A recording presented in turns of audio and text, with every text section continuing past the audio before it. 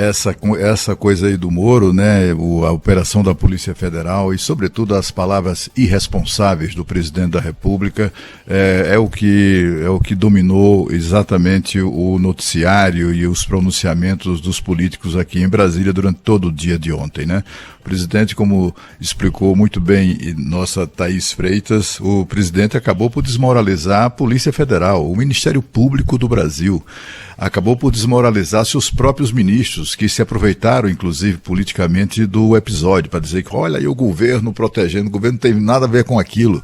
Aquilo foi uma decisão da Justiça a pedido dos investigadores. Quem pediu foi os investigadores, foi a Polícia Federal, foi o Ministério Público que pediu a autorização judicial para prender, para capturar os bandidos. É assim que funciona, nada passa pelo governo, o governo só toma conhecimento quase no mesmo tempo em que toda a opinião pública acaba sendo informada da operação da Polícia Federal. E por que foi a Justiça Federal? Porque envolve, entre as vítimas dessa trama, envolvia autoridades federais, como é o caso do senador da República, Sérgio Moro. Agora, esse episódio todo mostrou também uma coisa muito interessante, né? O Sérgio Moro definitivamente não é do ramo, né?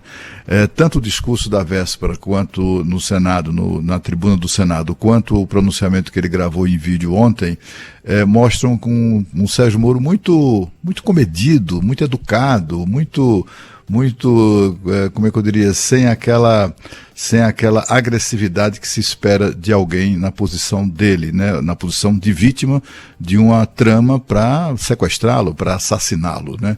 E vítima também das ameaças reiteradas do presidente Lula com o seu, no exercício desse ódio obsessivo que ele tem pelo presidente. Como disse a Thaís, o presidente tem pelo juiz, né? Como disse a Thaís, o presidente, quando se trata de Sérgio Moro, perde a sua inteligência política tão reconhecida, tão decantada, né? A inteligência política ensina, inclusive, que em política é preciso engolir sapos, né? Política é a convivência dos contrários. É por isso que no Congresso Nacional tem bancadas de esquerda, de direita, de centro-esquerda, meia-esquerda, centroavante, né? Tem gosto para tudo ali na política, porque a política é a arte da convivência dos contrários, né? E o presidente Lula precisa abandonar esse ódio obsessivo contra o Sérgio Moro, porque isso prejudica a saúde dele, as coronárias, né? Prejudica o desempenho do governo, prejudica o país, e não é isso certamente nem ele, nem ninguém que deseja uma coisa como essa. Agora, outra coisa curiosa no discurso de ontem, pronunciamento de ontem de Sérgio Moro, é a pergunta que ele faz, né? Ele faz como se fosse assim um achado, né? Perguntando se o presidente tem decência. O senhor não tem decência? Ora, o Sérgio Moro, por haver condenado o presidente Lula por corrupção, por lavagem de dinheiro, por metê-lo na cadeia, se tem alguém que sabe, né, sabe com toda a convicção, ou deveria ter absoluta convicção de alguém que não tem decência, é exatamente uma pessoa que ele condenou à prisão por corrupção, por roubar o país, né, segundo a acusação que ele acabou considerando comprovada nos autos, e daí a sentença.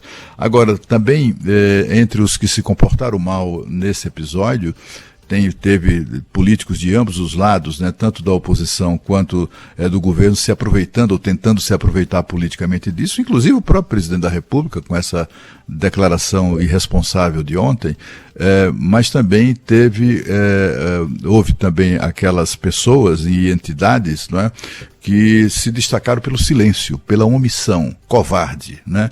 Como casos, por exemplo, do presidente do Senado. Trata-se de um senador da República, primeiro ameaçado pelo presidente da República, depois a descoberta de um plano para assassiná-lo, e o presidente do Senado não se pronuncia, não faz nenhum gesto, uma palavra, nada, zero. Né? A gente assiste também à omissão de entidades da sociedade civil organizada, entidades de magistrados, de procuradores. Tem um promotor que a gente está sempre aqui lembrando, né? Lincoln Gakia, que é um herói brasileiro na resistência ao crime organizado, no combate ao crime organizado. Não tem uma entidade de Ministério Público se manifestando ao menos solidariedade ao colega? Não tem nada.